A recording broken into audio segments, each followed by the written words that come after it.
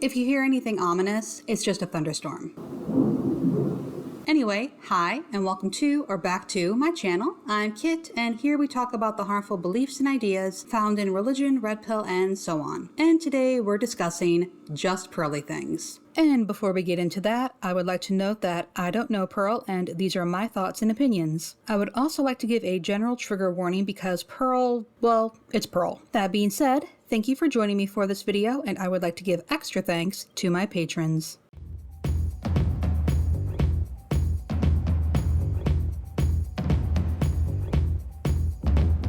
I think by now we're all aware of Just Pearly Things, but just in case, Just Pearly Things is a YouTube channel with over 1 million subscribers and is run by a woman named Pearl. She hosts a show called The Pregame and has recently been branching out. She was interviewed by Trigonometry, debated Ethan Klein of H3H3, and appeared on Piers Morgan. She's also been tussling with tradcons over on Twitter, and on that note, Pearl is very active on Twitter. I honestly don't know how she has time to get anything else done. A few things happened in July that I want to talk about, but they don't really need their own video. And it was while gathering material for that video that I realized Pearl is, if not creating a world, helping to create a world, and that world is a terrifying place, and not just for women. Initially, I was going to talk about Pearl's Whale Watchers program, but as I looked at the polls she's been posting and their results, I began to get an uneasy feeling and decided this needed to be its own video. Pearl loves Twitter, and she loves posting polls on Twitter. And as I was scrolling through, the results of her polls showed a concerning trend about her audience. Pearl has spoken before about wanting to get more women to watch her. Women need to watch Pearl so they can learn how to be better women, but right now her audience is mostly men, who watch her to see women be humbled. That is why these channels exist. It's not so people can better themselves or learn something, it's so they can hear people speak badly to and about women. Some of them, like RFS and Pearl, are trying to pivot into teaching women content, likely because it's been pointed out that they're women who are riding the coattails of red pill creators, who are mostly male, without actually doing something to make women better. And per Pearl, more women are watching her content. My female audience is actually growing every day. Women are waking up and realizing the lie that feminism, older women, and simps have sold us for generations. Sure, Pearl. Let's have a look at what women are waking up to. Before we start, I just wanted to share a follow-up to that claim. A few weeks after saying that her female audience is growing every day as women are waking up, Pearl decided to ask women if not voting would really affect their lives that much. And 68% of voters chose I'm a man. But yep, Pearl's female audience is really growing.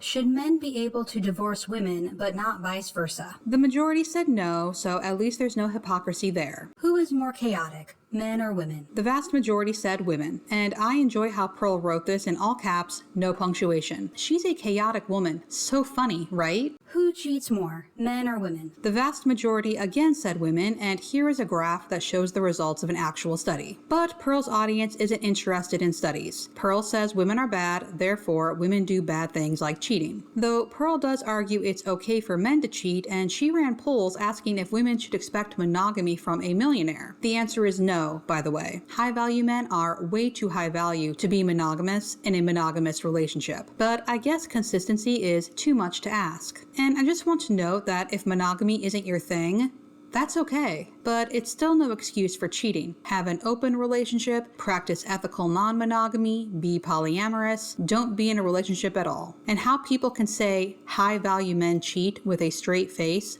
baffles me. Someone isn't high value if they can't control themselves or don't care about hurting those they, theoretically, care about. And while looking into something else, I came across Pearl's definition of cheating, which is women accepting attention from other men by posting provocative pictures, having male friends, and flirting. I don't think any studies use those metrics for cheating. Pearl posts the question, do men and women offer equal value when it comes to reproduction? We need each other equally for child rearing and reproduction. And the answer was yes. So Pearl came back with different wording to get the answer she wanted. Do men need women more when it comes to reproduction, even when single mother homes raise worse kids than single father homes? And the response this time was overwhelmingly that women need men more when it comes to reproduction. When it comes to running society and infrastructure, what gender is more important? Unsurprisingly, the result was overwhelmingly men. And then Pearl poses the big question. If we need both parents equally for raising kids, we need men more than women to run society, infrastructure, jobs, etc., wouldn't that make men the superior sex? And the answer to this is yes, men are superior. Now, let's talk about women. Are women really offering value to society today when it comes to being wives and mothers when 95% of us aren't virgins on our wedding day and we have a below replacement fertility rate? The answer is no. Women aren't providing society with value when we're not virgins on our wedding night and not having enough kids. That is apparently the value women bring to society: virginity and offspring. Is the average wife a good wife and mother?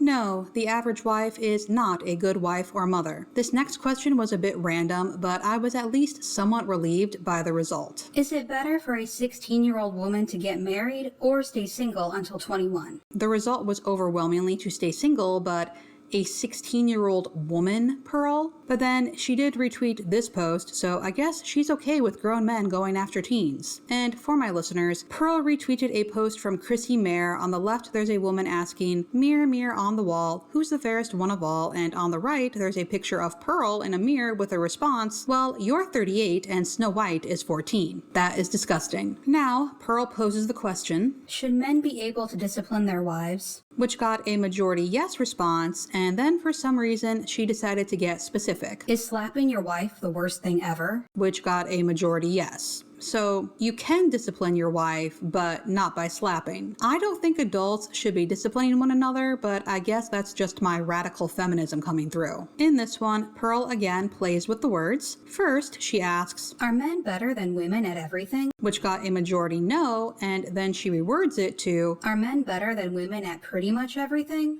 Which got a majority yes. And I am truly baffled by why she so badly wants people to say that men are better. Pearl posted these polls while I was editing this video, and I thought I would share. The little check marks are my selections because I couldn't help myself, though it didn't make a difference. Should we ban women from social media? Yes. Pearl is really trying to sell that a like on Instagram is akin to having sex with someone else while in a monogamous relationship. Do women as a whole really bring wisdom to society or problems? 80% said problems. And if you're wondering, the world would be a better place if women got a talking allowance after feeding and sexing their husbands. So as I was saying, but misogyny is nothing new, even from women, and I'm not sure what she hopes to gain from any of this, but she posted a few polls that had nothing to do with women, and the results were horrifying. Remember how I talk about the white supremacy running through the red pill? Pearl poses the question, who's more high value? Hitler but he was loyal, MLK but he cheated. Hitler won, and Pearl responds with, I really did not see this going this way, with some laughing emojis. What do you mean you didn't foresee this, Pearl? This is the audience you cultivated.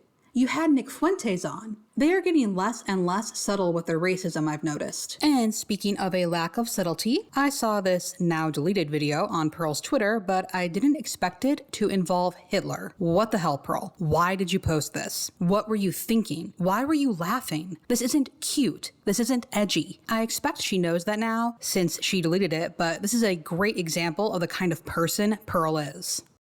Now, I'm not saying Hitler was a good guy, but I kinda wanna know why.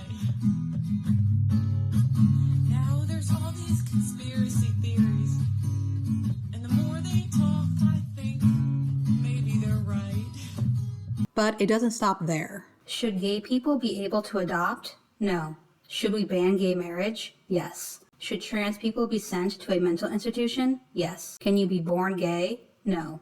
What would Pearl be without transphobia and homophobia? And this isn't just her audience. This is Pearl. And this is where tradcons agree with her. But everything else is why they don't care for her. Yes, she hates feminism and is socially conservative, but she takes everything tradcons hold dear about womanhood and either says they don't matter or that men do them better. Tradcons won't say men and women are equal, that's feminism, but they do say that men and women have their own spheres that are both important. Women are calm, loving, nurturing, ideally suited for making home a peaceful and welcoming place and for raising children. And then Pearl comes in saying that women are chaotic and doing her best to exemplify this with her erratic tweeting, and men are actually more important to the raising of a family. Her statement that women are better looking at 20 than 30 got the attention of a lot of tradcons, and she has since revealed that if you marry after 25 and have 2 kids, that's feminism. She's also begun railing on about how churches coddle women. Basically, the only person Pearl is currently getting along with is Lori Alexander, aka the transformed wife. Lauren Chen, Lauren Southern, Allie Beth Stuckey, Bernadine Bluntly. It's really quite amazing how many bridges she's burned. But as the largest creator in that group, I think Pearl feels free to set the rules for engagement. And she's not here to make any friends. But something you might notice about the women mentioned is that though all of them hate feminism, only Lori goes after women the way Pearl does. The others say that women have their own importance separate from men, but Lori and Pearl believe that modern women are damaged beyond repair and men can do no wrong. Or if men do wrong, it's so rare it doesn't need to be talked about, and is probably the fault of a woman. Lori says this is because as a woman, she's called to teach women. Pearl says this is because everyone else is lying to women, and so she's going to tell women the truth. How she figures she's doing that, I'm not sure, but that's what Pearl claims she's doing. From the polls and Pearl's own posts, we can get the picture that women are in a sorry state. They're slovenly, they cheat, they don't have any housewife skills, and that is when Pearl had an idea. One of the projects that I'm currently working on is I've been wanting to do a wife school group, because it's really hard to find women that actually want to improve, right? You know, we talk about all the problems with women, and we have to admit we got a lot of issues. But what I was thinking is I really want to build a community of women that actually want to be wives, want to be mothers, and want to improve. So what I'm doing is basically we're going to do every 3 months, we're going to have challenges. So what do men like, right? Fit, feminine, friendly. So first, we're trying to get fit. Okay.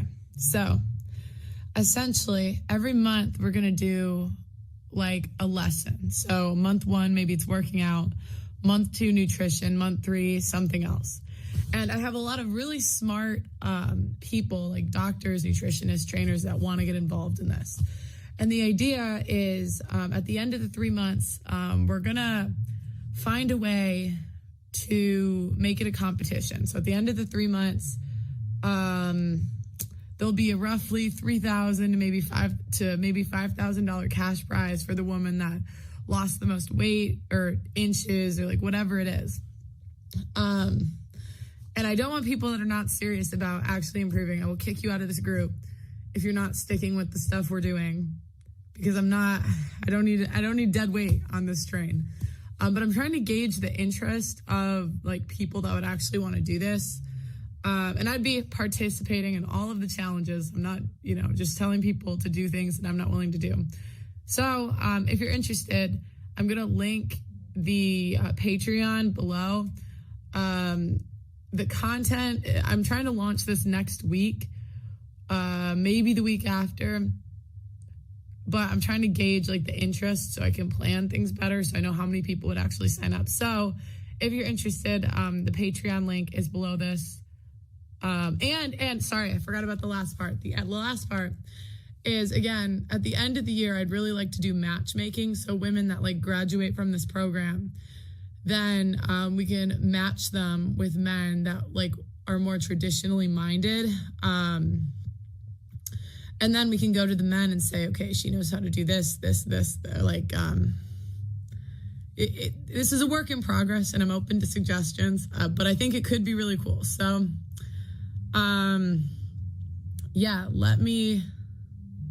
if you're interested, the link is below. Sorry. Okay. All right. Bye, guys. And that is Pearl's idea. Women are going to pay her $25 a month to be whipped into shape for a traditional man. And to be honest, I have low expectations of that woman's happiness and safety if she ends up with a typical Pearl viewer. And those are the only men I can imagine being interested in this scheme. Fortunately, she only has 13 patrons as of filming, but that's still 13 women thinking they need to prostrate themselves before a man. And I guess that's the truth Pearl is trying to tell women. We are not worthy to live. We should be thankful whenever a man looks our way. We are ungrateful harlots who have no self-control and cause destruction wherever we go, and we need men to keep us first in line. Really, we should be thankful we still exist, and the only reason we do is because women are still needed to have children. But once artificial wombs are workable, who knows? Perhaps men will decide they're better off without women draining them and the earth of their resources without giving anything in return. After all men ask for is beauty and fertility, and women can't even give them that as we forgo makeup and shaving and refuse to have children. Pearl's world is very dark. If she really believes women are this horrible, I don't know how she lives with herself. Unless it really is just for the money, or she's exempted herself in her mind because she's pointing all this out and therefore she's a good woman. As good as a woman can be, anyway. And yes, Pearl knows she doesn't follow the standards she's set for other women. She says this is how feminism affected her life, and she acknowledges that she's not high value, which is a bleak way to look at yourself, but I have a sneaky suspicion it's just for her audience. When someone actually thinks they're low value, they don't put themselves on camera, and they especially don't go on other channels or on TV. Pearl's opinion of herself is actually fine. It's other women she wants to tear down to the praise and applause of her male fan base.